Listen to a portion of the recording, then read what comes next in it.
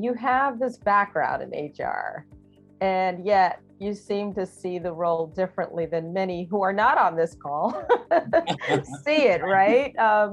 So, what's your view of HR? Why does it matter to look at it differently, like to get beyond the history and the baggage, right? Yes. Unfortunately, there is a history of HR really being police oriented, almost like watching for people who are getting out of line and being a conduit for management, protecting management at all costs. I don't think that's the way HR is in most social justice organizations.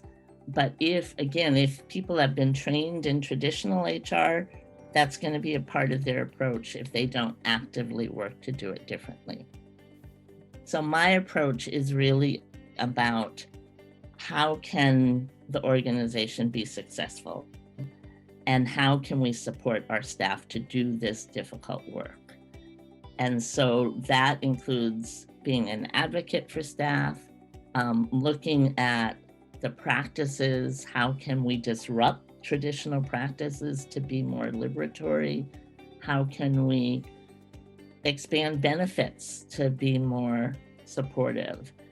So all the different ways that HR interacts with staff can be shifted to be supportive of staff and still protect the organization, because that is why people have an HR person.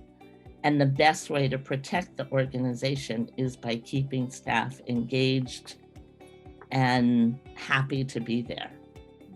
That is a win-win. When staff are engaged, feel valued, feel supported, the organization will be protected.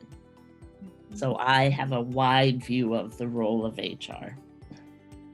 Got it. Absolutely. And, it does sound like you're talking about liberation when you talk about staff being engaged and feeling supported and obviously free to bring all the best that they have, right?